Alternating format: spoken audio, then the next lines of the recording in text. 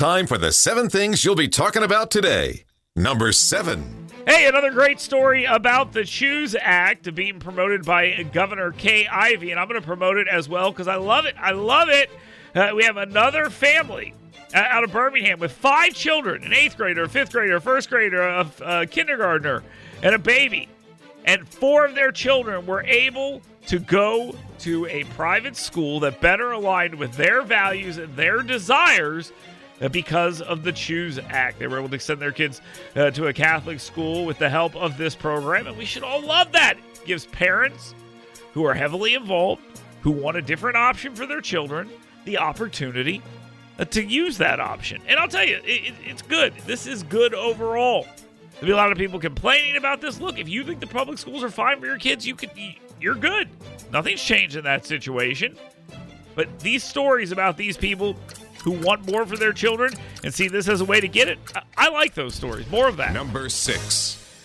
We have a group criticizing Tommy Tuberville because Tommy Tuberville has decided that he has made it his mission to talk about Sharia law on the regular recently, and there's nothing wrong with that. There is absolutely nothing wrong with that.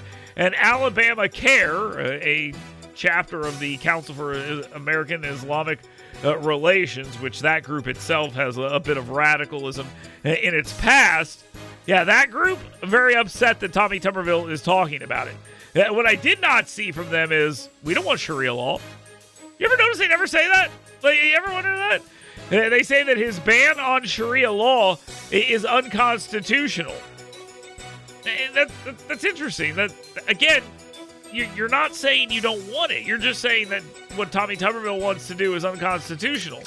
Just say you don't want Sharia law. That would probably be pretty helpful. Number 5. Alabama Republican Party Chairman John Wahl calling out some Democrats on their lackluster response to crime. Let's put it that way. And he's urging them to get on board and start fighting against crime as opposed to protecting those who commit crime. He says if Democrats truly care about safety, they'll join the fight, which is true. I don't understand this.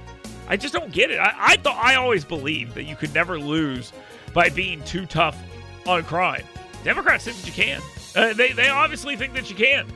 Being too tough on crime is a net loser for them amongst their base, and it's very, very strange. Very strange.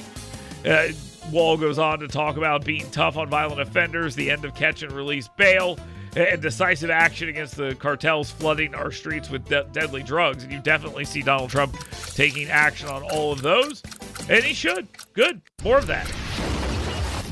Number 4.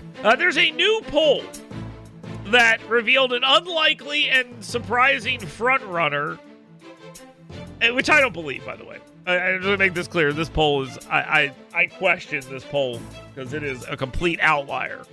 It is a complete outlier here. But it shows Jared Hudson, former Navy SEAL and small business owner, Jared Hudson, leading both Steve Marshall, the Attorney General of the state, and U.S. Representative Barry Moore. I don't buy it. I don't buy it.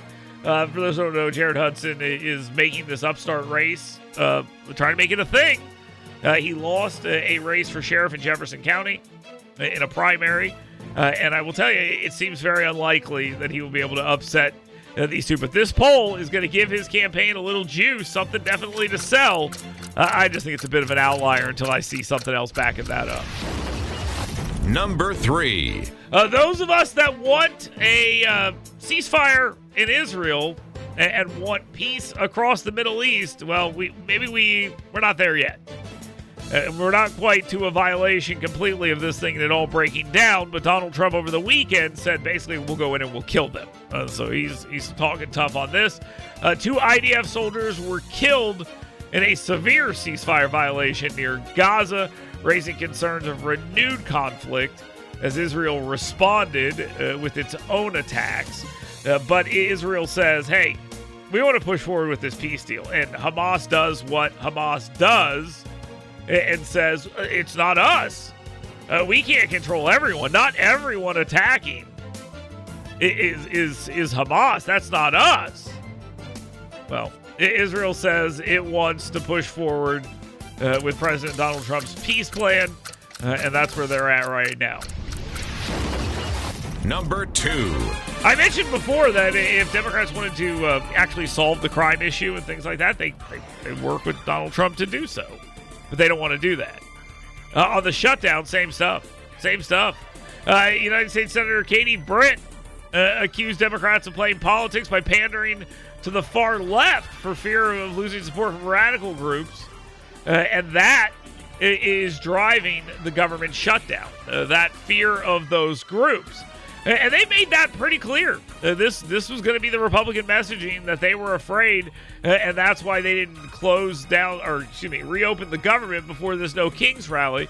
Now they think that they're going to be able to maybe work with Democrats if they actually want to open the government, because they're not going to worry about those No Kings rallies, which they just went to. They have the clean CR that Republicans have been pushing all along. The Democrats voted for that thing 13 times under Joe Biden, but they won't do it here for some reason. Now, time for the number 1 thing you'll be talking about today. All right, I'm going to praise these No Kings protests. Are you ready? Here we go. Congratulations, guys. You did it. You had thousands of people show up and actually come out and make the argument that America should not have kings. You did it. Okay? You did it. And we don't have a king. You guys won. And now it's time for us to move on. Isn't that delightful? Isn't it delightful that we have done this? You guys have won. You stopped them. We were going to have a king, and now we're not. Donald Trump came out and said, I am not a king. I work my ass off for the American people every single day. Congratulations. Okay, congratulations. They have done it. Now, let's talk about what actually happened here. A bunch of geriatric old losers ran around on Governor's Drive in Huntsville and in different places in Alabama and around the country. They say 7 million. Let's go with their number. 7 million people showed up. I'm not sure I buy it, but let's go with their number. And we'll say, okay, 7 million people showed up. And they were out there yelling about no kings. They got no kings. I found it funny, though. Even the media is pointing out this crowd was old. This crowd was white. And if you don't believe me, go look at Doug Jones. Doug Jones was a United States Senator from Alabama. He made a surprise visit, according to some news outlets in Birmingham, a surprise visit to a No Kings rally, even though he clearly promoted the fact that he was going to be there. So I don't know why we're pretending it was a surprise, because it wasn't. He said he was going. So I don't know why we're kind of trying to sell this, but some of our friends in the media are. He took a picture of the crowd. A crowd in Birmingham, Alabama. What does it look like? Overwhelmingly white. You'll notice every single one of these crowds is overwhelmingly white and overwhelmingly old. Which goes to show you the energy here is with some non-existent, crazy, out-of-control group of people who think that this is their moment in the sun. And now maybe they've got theirs. They had their fun. They bought their houses. They worked their careers. They got their retirements.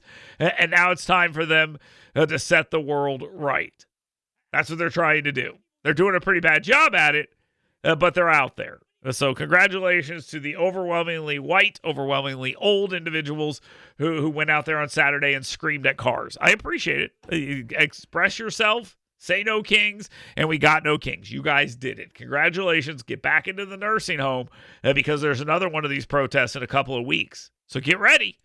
This will be the one that actually takes them down. You guys did it. Record number of people showed up, just like the time before, and the time before, and the time before, and the time before, and the time before. And the next one is going to be called the exact same thing. So congratulations, guys. You did it. Let's take a quick time out. We'll be right back. Get WBNN's Dale Jackson's 7 Things You Should Be Talking About Today right in your email box every morning. Go to yellowhammernews.com and sign up today.